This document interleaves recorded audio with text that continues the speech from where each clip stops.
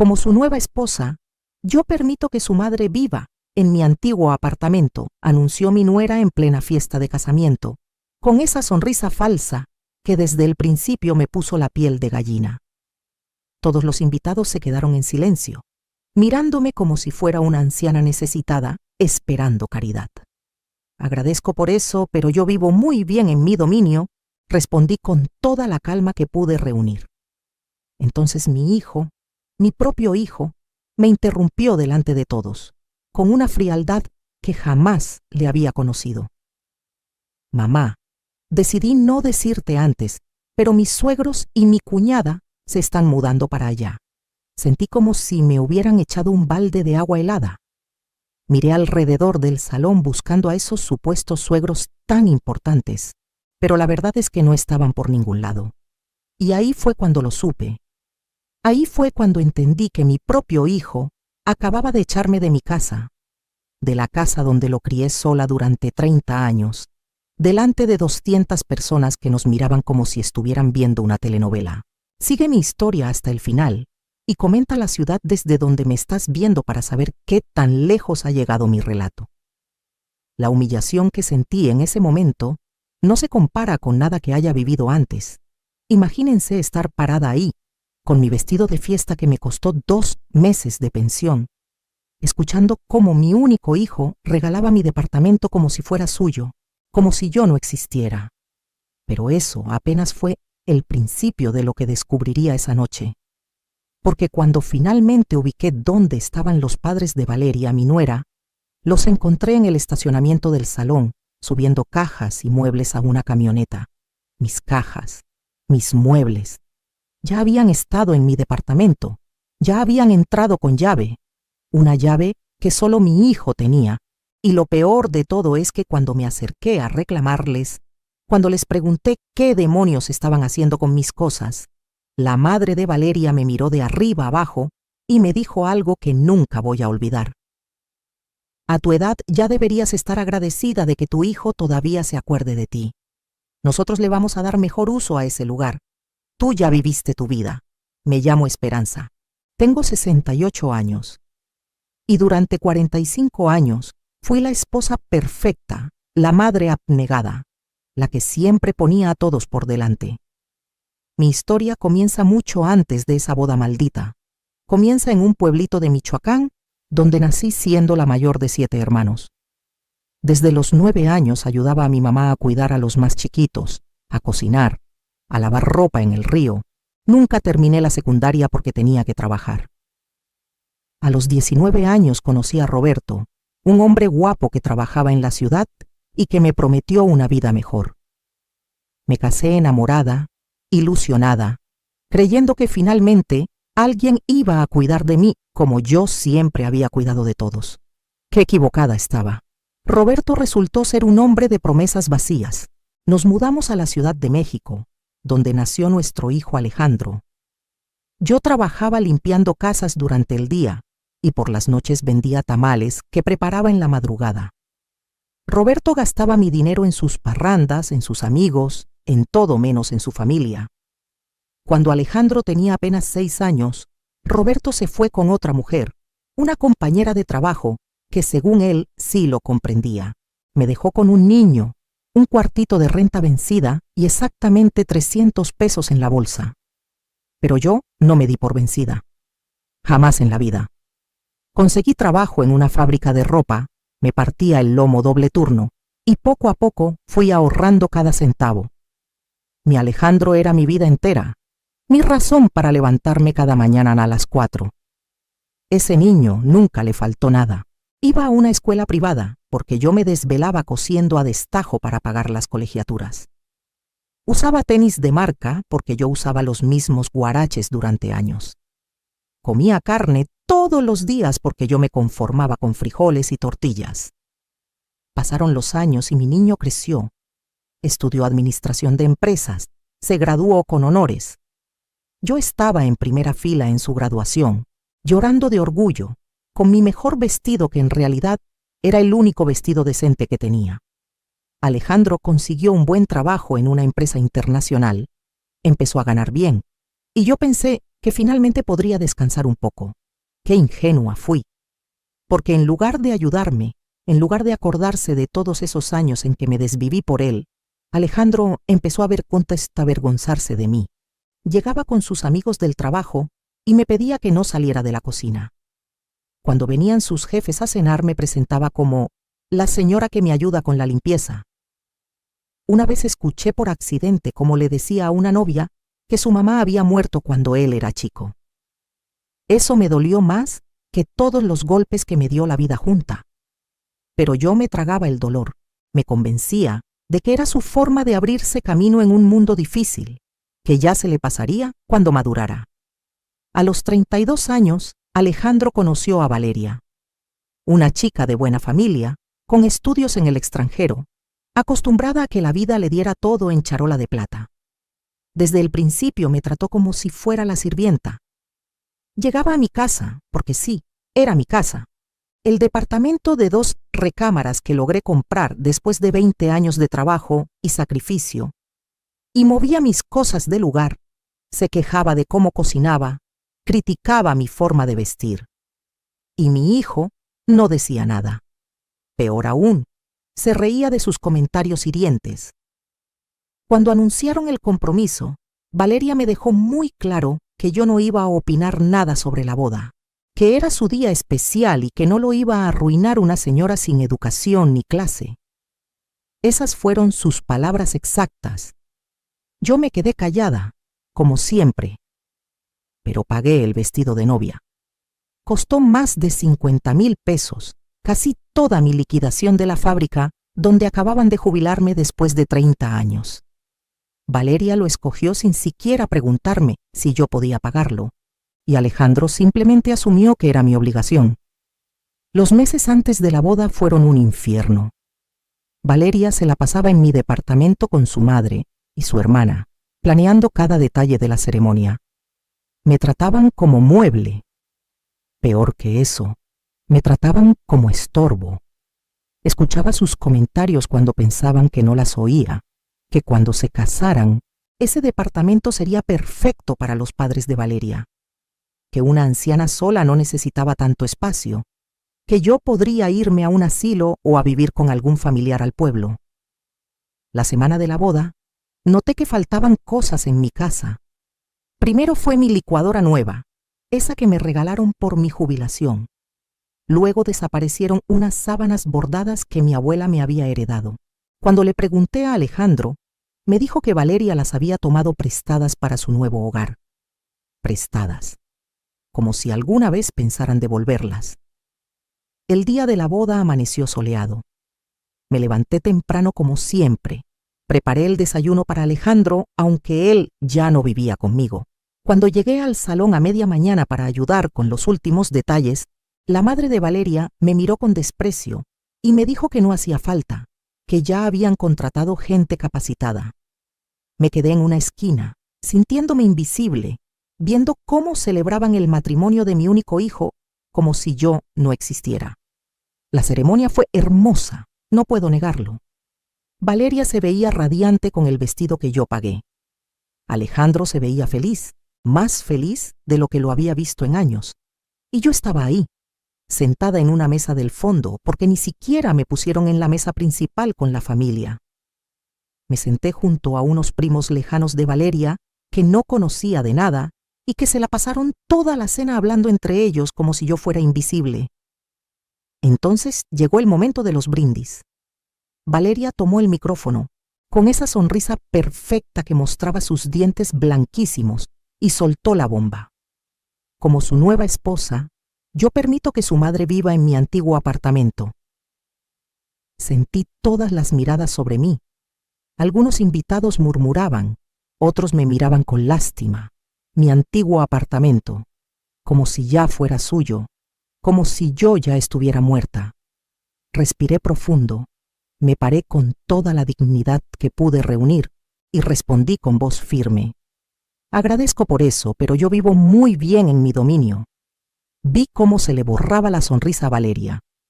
Vi cómo mi hijo se ponía rojo de la rabia. Y entonces vino el golpe final. Mamá, Decidí no decirte antes, pero mis suegros y mi cuñada se están mudando para allá. El silencio que siguió fue aplastante. Miré a mi hijo, buscando aunque fuera una pizca de la ternura que le conocí de niño, pero sus ojos estaban fríos, calculadores. Miré alrededor buscando a esos suegros tan importantes que merecían mi casa más que yo, pero no estaban en el salón. Y fue entonces cuando algo dentro de mí hizo clic. Cuando entendí que esto no había sido una decisión repentina. Esto había sido planeado, calculado, ejecutado a mis espaldas. Me disculpé de la mesa y salí del salón. Necesitaba aire, necesitaba pensar. Caminé hacia el estacionamiento y ahí fue donde los vi. La madre de Valeria, su padre y su hermana menor estaban junto a una camioneta de mudanza. Y dentro de esa camioneta reconocí mis cosas, mi sillón café que compré hace 15 años, mis cortinas de flores, las cajas con mis fotografías, mis ollas. Mi vida entera estaba siendo empacada como si fuera basura. Me acerqué temblando, no de miedo, sino de una rabia que nunca antes había sentido. Disculpen, esas son mis cosas. La madre de Valeria me miró como se mira a una cucaracha. Ya no, querida. Alejandro nos dio permiso de empezar con la mudanza. Pensamos que sería más fácil si cuando volvieras ya estuviera todo listo. Te vamos a dejar lo básico, no te preocupes. Una camita, una mesa, lo necesario para una persona mayor, lo necesario para una persona mayor. Como si a mis 68 años ya estuviera con un pie en la tumba. Como si mi vida ya no valiera nada. Intenté razonar. Intenté explicarles que ese era mi departamento, que lo había comprado con mi dinero, con mi esfuerzo. El padre de Valeria sacó unos papeles de su bolsillo. Aquí dice claramente que Alejandro es copropietario. Lo pusiste a su nombre hace 5 años, ¿recuerdas? Y sí recordaba. Recordaba perfectamente cuando mi hijo me convenció de ponerlo como copropietario. Me dijo que era por seguridad, que si a mí me pasaba algo, él podría encargarse de todo. Me dijo que era la forma más fácil de asegurar que esa propiedad quedara en la familia. Nunca imaginé que la familia de la que hablaba no me incluía a mí. Sentí que las piernas me temblaban. Me apoyé contra un auto estacionado mientras ellos seguían subiendo mis cosas a la camioneta. La hermana de Valeria, una chica de 25 años que nunca había trabajado un día en su vida, sacó mi rosario de plata, el que mi madre me regaló antes de morir, y lo tiró en una caja como si fuera cualquier cosa. Ese rosario había estado conmigo en los momentos más difíciles de mi vida. Lo había apretado entre mis manos cuando nació Alejandro. Lo había rezado cuando no tenía dinero ni para el pan. Y ahora una mocosa malcriada lo trataba como basura. Algo dentro de mí se quebró en ese momento. O tal vez fue lo contrario. Tal vez algo que había estado roto durante años finalmente se acomodó en su lugar. Me enderecé, me sequé las lágrimas que ni siquiera sabía que estaban cayendo y caminé de regreso al salón. Entré con la cabeza en alto, crucé todo el lugar bajo la mirada de 200 invitados que ya sabían que algo malo estaba pasando, y me paré justo frente a la mesa principal donde Alejandro y Valeria cortaban el pastel. Mi hijo me vio llegar y palideció. Valeria mantuvo esa sonrisa falsa, pero vi el nerviosismo en sus ojos, y entonces lo dije, muy alto, con una voz que retumbó en todo el salón. Muy alto, tan alto que hasta la banda dejó de tocar. Me pregunto dónde están tus suegros, Alejandro. Ah, ya sé. Están en el estacionamiento robándose mis cosas de mi departamento. El departamento que yo compré con mi dinero, con mi esfuerzo, mientras tú todavía jugabas con carritos. El escándalo fue inmediato. La gente empezó a murmurar. Algunos se pararon para ver mejor. Otros sacaron sus teléfonos. Valeria intentó tomar el micrófono, pero yo fui más rápida. Porque verán, este hijo mío, al que le di todo, al que le pagué universidad mientras yo comía una vez al día, decidió que su madre ya no merecía tener un techo. Decidió que era mejor regalarle mi casa a su nueva familia política. Y ni siquiera tuvo los pantalones para decírmelo a la cara. Alejandro se paró de un salto.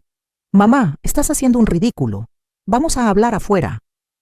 Me reí, una risa amarga que me salió del alma. «¿Ahora sí quieres hablar?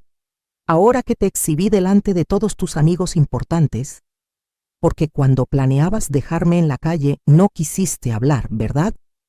La madre de Valeria entró corriendo al salón, con su vestido de gala todo arrugado. «Señora Esperanza, está malinterpretando todo. Su hijo solo quiere que usted esté más cómoda. Nos ofreció el departamento porque el edificio no tiene elevador, y a su edad las escaleras son peligrosas». La miré fijamente. «Qué considerados. Y supongo que ustedes van a cuidar mi edificio gratis mientras viven ahí, ¿verdad? ¿O planean cobrarme renta en mi propia casa?». El silencio que siguió fue absoluto. Todos esperaban mi siguiente movimiento. Valeria estaba llorando, arruinando su maquillaje de novia perfecta. Alejandro me miraba con un odio que me heló la sangre, y yo me di cuenta de algo fundamental. Me di cuenta de que había perdido a mi hijo hace mucho tiempo. Probablemente nunca lo tuve realmente, porque el niño que yo crié, el que supuestamente amaba, jamás le haría esto a su madre. Salí de ese salón con la cabeza en alto. No me despedí de nadie. No miré atrás. Subí a un taxi y le di la dirección de mi departamento.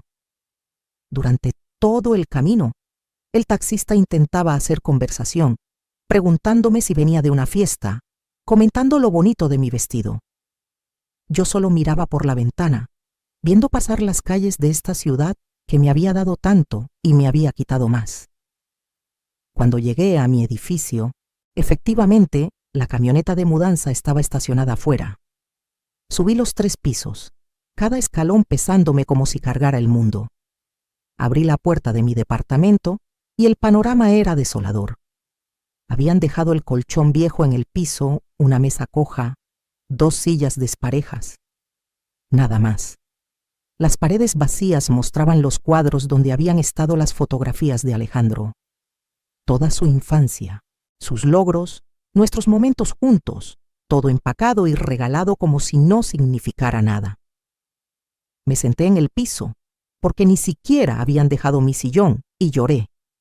Lloré por primera vez en años. Lloré por la jovencita ilusionada que pensó que el amor lo conquistaba todo. Lloré por la madre soltera que se mató trabajando, creyendo que su sacrificio significaba algo. Lloré por la anciana tonta que acababan de dejar en la calle sin remordimiento alguno. Pero después de llorar algo cambió. Me sequé las lágrimas, me paré y me vi en el espejo roto que habían dejado recargado contra la pared. Vi a una mujer de 68 años, cansada, golpeada por la vida, pero no vencida. Nunca vencida. Y fue entonces cuando recordé algo que ellos no sabían, algo que nadie sabía excepto yo. 22 años atrás, cuando Roberto me abandonó, su madre, mi ex-suegra, se sintió tan avergonzada del comportamiento de su hijo que me buscó. La señora Refugio era dueña de varias propiedades en Guadalajara, herencia de su familia. Me dijo que Roberto no merecía nada de ella, que yo había sido mejor nuera que el hijo. Antes de morir, 5 años después, me heredó 2 departamentos en una zona que en ese entonces no valía mucho. Yo los renté y usé ese dinero para ayudar con los gastos de Alejandro. Con el tiempo, esa zona se desarrolló. Se llenó de restaurantes, oficinas, comercios. Esos 2 departamentos que nadie sabía que existían ahora valían una fortuna. Los rentaba a través de una administradora. El dinero llegaba directo a una cuenta que abrí hace años y que nunca mencioné a nadie. No porque fuera deshonesta, sino porque aprendí desde joven que una mujer siempre debe tener algo propio, algo que nadie le pueda quitar. Durante años usé ese dinero para complementar mi pensión, para darme algunos gustos pequeños, para ahorrar. Nunca lo toqué realmente porque en el fondo siempre pensé que algún día se lo heredaría a Alejandro, que sería mi forma de asegurar su futuro, incluso después de mi muerte. Pero esa noche, sentada en el piso de mi departamento saqueado, tomé una decisión diferente. A la mañana siguiente, temprano, llamé a la administradora de propiedades. Le pedí que pusiera los 2 departamentos en venta inmediata. Me dijo que podía conseguirme buenos compradores en menos de un mes. También llamé a un abogado que me recomendó mi comadre Lupe, una mujer que siempre me decía que yo era demasiado buena para mi propio bien. El licenciado Martínez escuchó mi historia y me confirmó lo que ya sospechaba. Aunque Alejandro era copropietario de este departamento, no podía venderlo ni rentarlo sin mi consentimiento. Y definitivamente no podía echarme. Empecé a empacar lo poco que me habían dejado. No pensaba quedarme ahí, en ese lugar que ahora solo me traía amargura. Pero tampoco iba a irme como una limosnera agradecida. Iba a irme en mis propios términos. El licenciado Martínez inició los trámites para quitarle la copropiedad a Alejandro. Era posible, porque había evidencia de abuso de confianza, de intención de despojarme de mi patrimonio. Mientras tanto, Alejandro y Valeria se fueron de luna de miel a Cancún. 2 semanas en un resort todo incluido, que seguramente también les ayudé a pagar sin saberlo. Los padres de Valeria efectivamente se instalaron en mi departamento. Los escuchaba ir y venir, remodelando, cambiando cerraduras, como si ya fueran los dueños. Una tarde, la madre de Valeria tocó a mi puerta. Traía una sonrisa condescendiente que me dieron ganas de borrarle de una cachetada. Esperanza, venía a ver cómo estabas. Sé que todo esto ha sido difícil para ti, pero vas a ver que es para mejor. A tu edad necesitas menos responsabilidades. Le sonreí dulcemente. Qué considerada eres, Lupita. Gracias por preocuparte. Y cerré la puerta en su cara.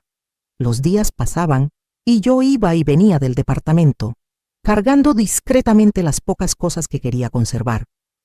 Fotos, documentos importantes, algunas joyas que mi mamá me heredó y que milagrosamente no se habían llevado. Cada viaje era un paso más hacia mi liberación, y ellos ni se daban cuenta. Me veían subir y bajar las escaleras, probablemente pensando que la pobre viejita estaba aceptando su destino. 2 semanas después, regresaron los recién casados. Alejandro vino a verme, tocó la puerta con esos golpes impacientes que le conocía desde niño. «Mamá, tenemos que hablar». Lo dejé entrar. Se veía bronceado, relajado, feliz, como si no acabara de destrozarle la vida a Ziem, a su madre. Se sentó en una de las sillas chuecas que me habían dejado y empezó con su discurso preparado. «Mamá, sé que las cosas no salieron como esperabas en la boda, pero tienes que entender que Valeria y yo tenemos planes. Vamos a tener hijos pronto y necesitamos espacio. Los papás de Vale necesitan estar cerca para ayudarnos con los bebés. Y tú, bueno, tú ya cumpliste tu papel como madre. Ahora te toca descansar, disfrutar tu vejez». Lo escuché sin interrumpirlo. Cuando terminó pregunté con voz calmada: «¿Y dónde exactamente se supone que voy a disfrutar mi vejez, Alejandro?». Suspiró como si le estuviera haciendo una pregunta tonta. «Ya lo hablamos, mamá. Puedes irte al pueblo con la tía Remedios. Ella tiene espacio y allá la vida es más barata. Con tu pensión te alcanza perfectamente. La tía Remedios tiene 84 años y puede apenas caminar. ¿Quieres que me vaya a cuidarla a ella? ¿Ese es mi retiro después de matarme trabajando por ti toda la vida?». Se paró molesto. «Ya sabía que ibas a ponerte dramática. Siempre es lo mismo contigo. Todo es sacrificio, todo es sufrimiento. ¿Sabes qué? Valeria tenía razón. Eres una manipuladora que usa la culpa para controlarte. Pero ya no soy un niño, mamá. Ya no te voy a aguantar tus chantajes emocionales». Esas palabras me dolieron más que cualquier golpe físico, pero mantuve la compostura. «Tienes razón, Alejandro. Ya no eres un niño, eres un hombre adulto que tiene que vivir con las consecuencias de sus decisiones». Se fue dando un portazo. Yo me quedé ahí, sentada en la penumbra, sintiendo cómo se cerraba un capítulo de mi vida. Al día siguiente recibí la llamada que estaba esperando. Los 2 departamentos de Guadalajara se habían vendido por 4 millones de pesos. 4 millones que nadie sabía que existían. 4 millones que representaban mi verdadera libertad. También el licenciado Martínez me dio buenas noticias. Había encontrado una cláusula legal que me permitía revocar la copropiedad de Alejandro sin su consentimiento, dado que había evidencia clara de que intentaba despojarme de mi patrimonio. Los vecinos del edificio habían atestiguado sobre la mudanza forzada, sobre cómo los padres de Valeria se habían instalado sin mi permiso. Tenía un caso sólido, pero yo quería más que justicia legal. Quería que sintieran, aunque fuera una fracción del dolor que me habían causado. Así que ideé un plan. Llamé a Alejandro y le dije que había recapacitado, que tenía razón, que a mi edad ya no necesitaba tanto espacio. Le dije que había decidido irme al pueblo y que podían quedarse con el departamento. La felicidad en su voz fue como un cuchillo en mi corazón, pero seguí adelante con el plan. Organizamos una comida familiar para despedirme. Fue idea mía. Les dije que quería irme en paz, sin rencores, que al final lo único que me importaba era su felicidad. Valeria y sus padres estuvieron encantados, incluso me abrazaron, me dijeron que era muy madura de mi parte aceptar la realidad. La hermana de Valeria, esa mocosa malcriada, hasta me agradeció por cederles el espacio que merecían. Preparé una comida especial en el departamento. Usé las ollas viejas que me habían dejado, pero cociné como no cocinaba en meses. Mole poblano, arroz rojo, frijoles refritos, tortillas hechas a mano. Los postres favoritos de Alejandro. Puse la mesa con un mantel que pedí prestado, porque el mío también se lo habían llevado. Cuando llegaron todos, la casa olía a hogar, a familia, a todo lo que ellos habían destruido. Comimos, platicamos, se rieron de chistes internos de su nueva familia perfecta. Yo sonreía, asentía, desempeñaba el papel de la abuelita resignada a la perfección. Después del postre, cuando todos estaban relajados y contentos, llenos de mi comida, serví café. Y entonces saqué un sobre grande que tenía escondido. Familia, dije con voz clara. Antes de irme quiero dejar algunos asuntos en orden. Todos asintieron, probablemente esperando que les entregara las escrituras del departamento o algo así. Abrí el sobre y saqué varios documentos. Primero, quiero que sepan que este departamento volverá a estar a mi nombre únicamente. Mi abogado ya inició los trámites legales para revocar la copropiedad por intento de despojo. Tengo testigos, tengo evidencia y tengo la ley de mi lado. El silencio fue absoluto. Alejandro se puso pálido. Valeria dejó caer su taza de café. Segundo, continué. Como ustedes ya se instalaron aquí sin mi permiso y han estado viviendo gratis en mi propiedad, les voy a cobrar renta retroactiva. Son 4 meses a precio de mercado. El licenciado Martínez calculó que son aproximadamente 60,000 pesos. Espero el pago antes del fin de mes. La madre de Valeria se paró de golpe. Esto es absurdo. Usted nos dio permiso. No, la interrumpí. Ustedes asumieron que tenían permiso. Yo nunca firmé nada. De hecho, ustedes entraron por la fuerza y se llevaron mis pertenencias. Eso tiene nombre y se llama robo. Tercero, y esto es lo más importante, saqué otro documento. Esta es la escritura de 2 departamentos en Guadalajara que heredé de mi ex-suegra hace más de 20 años. Vi cómo Alejandro abría los ojos como platos. Estos departamentos los vendí la semana pasada por 4 millones de pesos. 4 millones que pensaba heredarte, Alejandro. 4 millones que iban a ser tu seguridad y la de tus futuros hijos. Pero decidiste que tu madre no merecía ni un techo donde vivir. Así que yo decidí que tú no mereces ni un centavo de mi herencia. El padre de Valeria intentó hablar. Señora, entiendo que está molesta, pero... Lo callé con una mirada. No entiende nada. Ustedes asumieron que porque soy una anciana, porque soy una mujer sola, podían pisotearme. Asumieron que no tenía opciones, que no tenía recursos, que no tenía dignidad. Se equivocaron en todo. Saqué más papeles. Ya compré un departamento nuevo en Coyoacán. 2 recámaras, balcón con vista al parque, elevador, portero. Me mudo la próxima semana. También me inscribí en clases de pintura y de baile. Voy a viajar a Oaxaca el próximo mes con un grupo de amigas.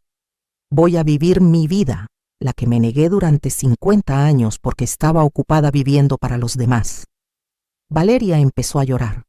Pero nosotros ya hicimos planes, ya pintamos, ya compramos muebles. Ah, los muebles, dije con una sonrisa fría. Los muebles que compraron con mi dinero. Porque revisé los estados de cuenta de la tarjeta de crédito que Alejandro tiene vinculada a mi cuenta de ahorros. La que se suponía era solo para emergencias. 65,000 pesos en muebles, ropa y electrónicos. Todo lo pagarán también. Alejandro explotó. Eres una maldita. Después de todo lo que hice por ti, me paré lentamente. Todo lo que hiciste por mí. Permitirme vivir en mi casa. Dejarme cocinar para ti.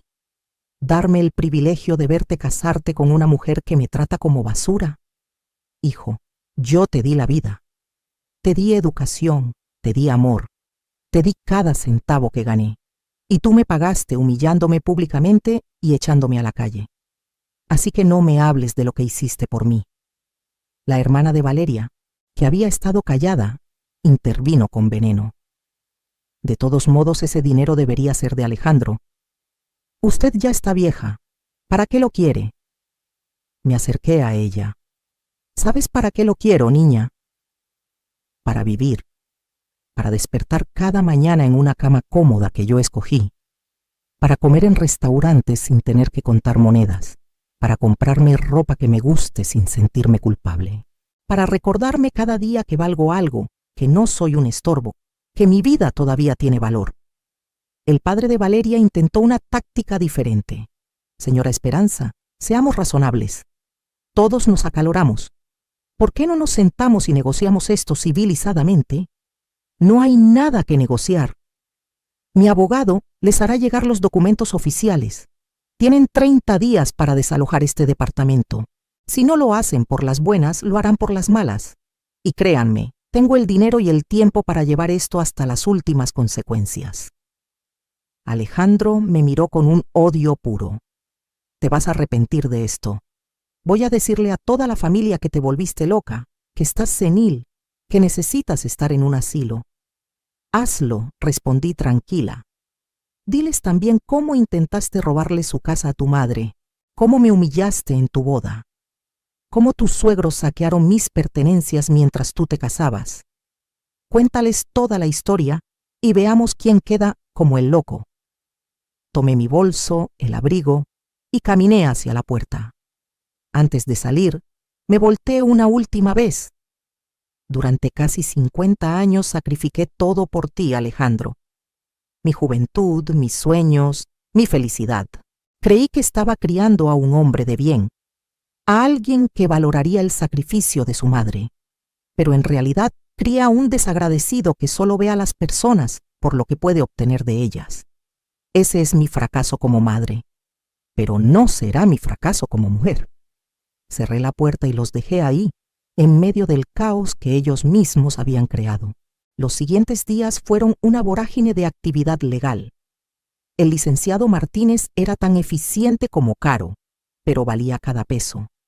Presentamos todas las demandas necesarias: despojo, robo, abuso de confianza, uso indebido de tarjetas de crédito. Alejandro intentó contraatacar, diciendo que yo le había regalado la copropiedad, pero los testimonios de los vecinos sobre la mudanza forzada y las amenazas lo hundieron. Valeria vino a buscarme sola una tarde. La encontré esperándome afuera de la casa de mi comadre Lupe, donde me estaba quedando temporalmente. Estaba llorando con el rímel corrido, muy diferente a la novia perfecta de hace unas semanas. Señora Esperanza, por favor. Esto se salió de control. Yo no quería que las cosas llegaran tan lejos.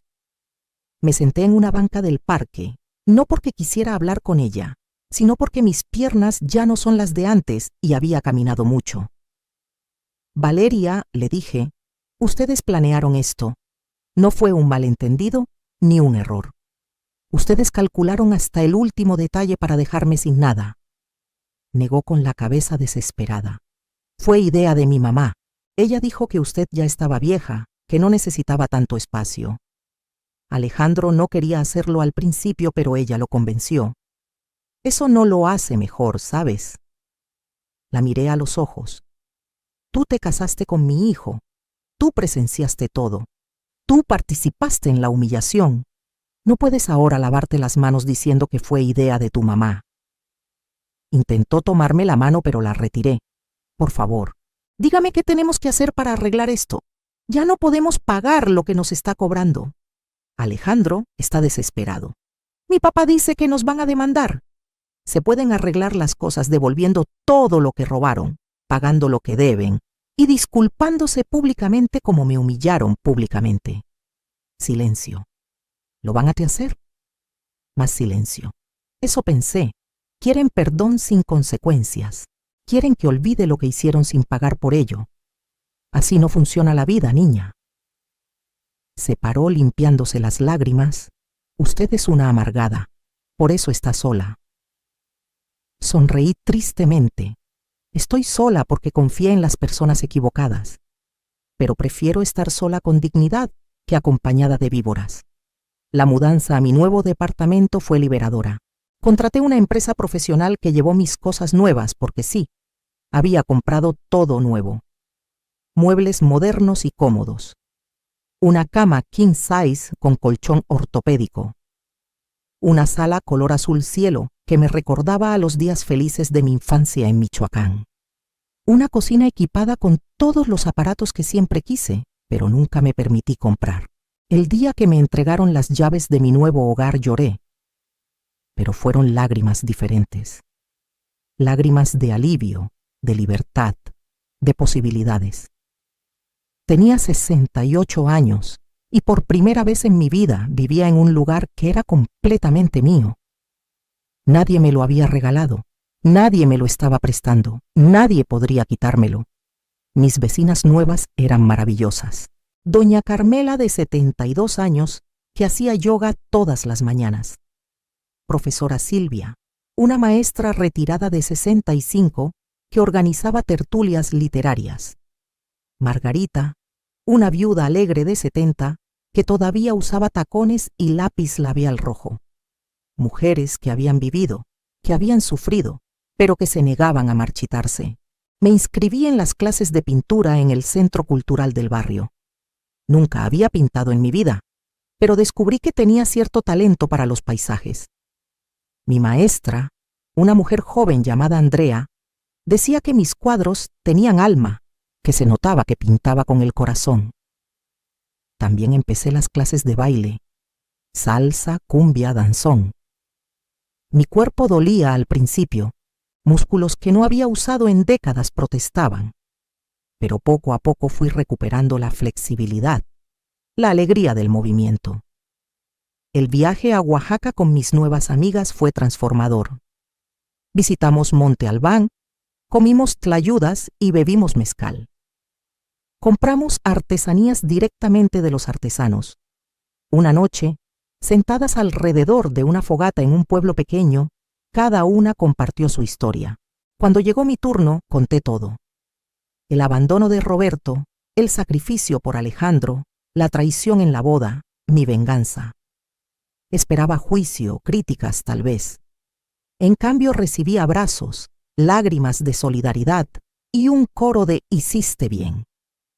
Mientras tanto, Alejandro intentaba por todos los medios revertir la situación. Contrató a abogados, buscó testigos que dijeran que yo estaba senil, que me había inventado todo. Pero la evidencia era aplastante. Las cámaras de seguridad del edificio habían grabado la mudanza forzada. Los vecinos testificaron. Los estados de cuenta bancarios mostraban el uso indebido de mi dinero. No tenía caso de ningún tipo.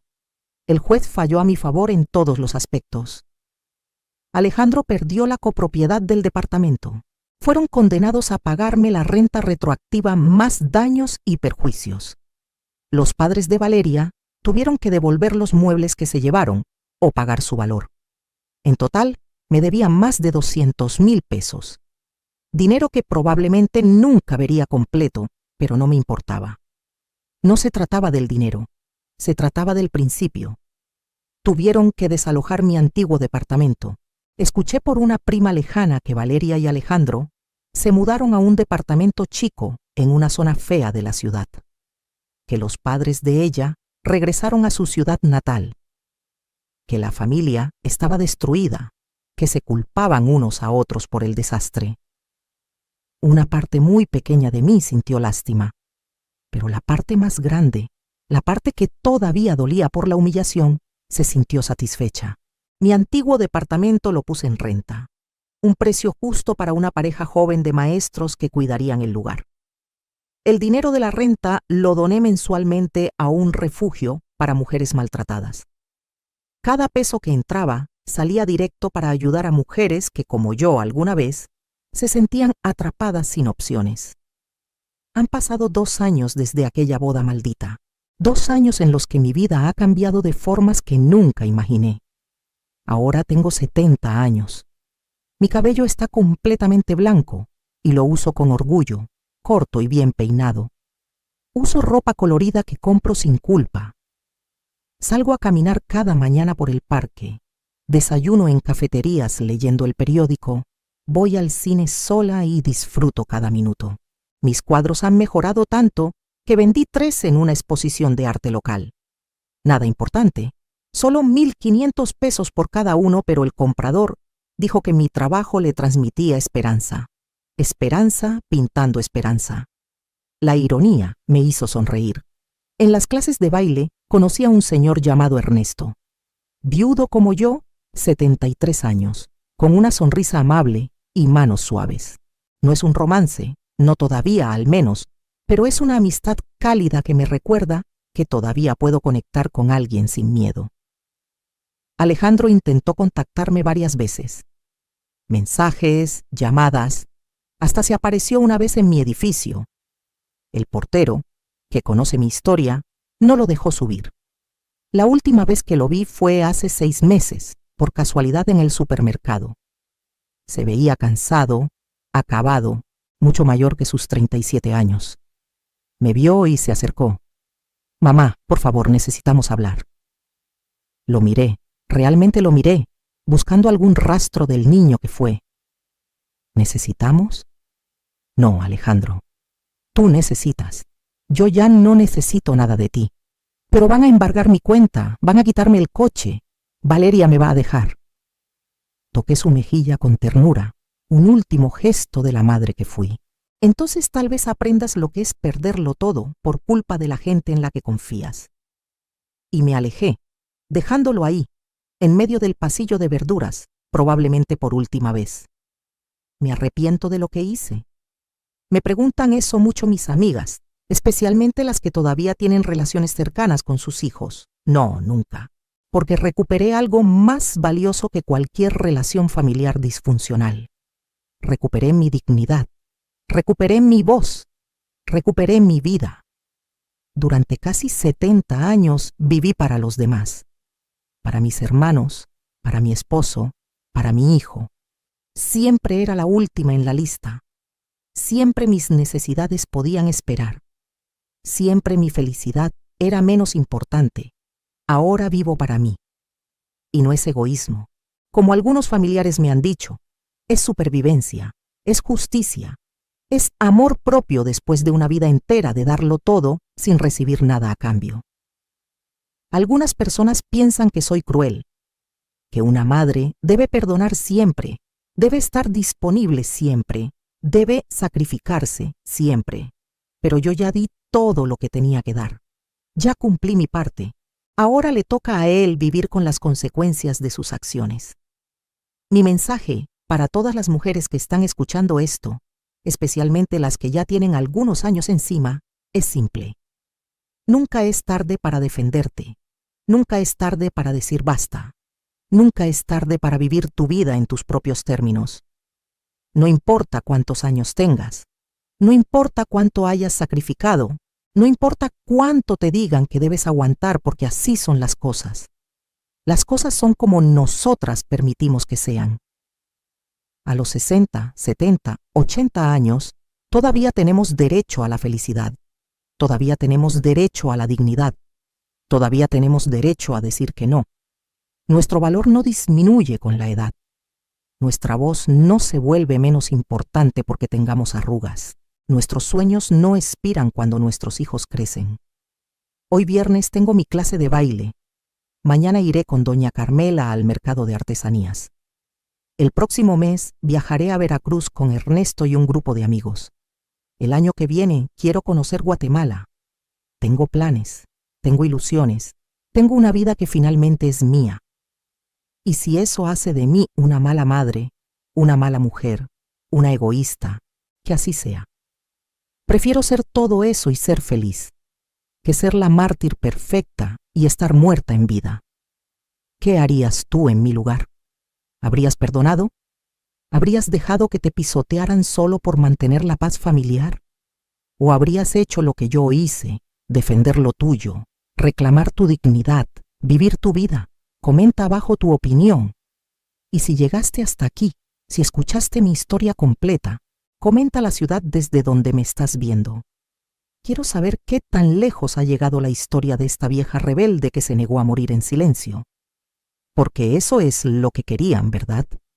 Querían que me fuera callada al pueblo, que desapareciera, que dejara de ser un inconveniente. Pero aquí estoy, más viva que nunca, más fuerte que nunca, más yo que nunca. Y cada día que despierto en mi cama cómoda, en mi departamento bonito, rodeada de gente que me valora, es una victoria. Una victoria sobre todos los que pensaron que una mujer mayor no vale nada. Una victoria sobre los que creen que el sacrificio maternal no tiene límites. Una victoria sobre mi propia culpa y mi propia necesidad de ser querida a cualquier costo. Ahora me quiero yo. Me respeto yo. Me defiendo yo. Y resulta que eso es más que suficiente.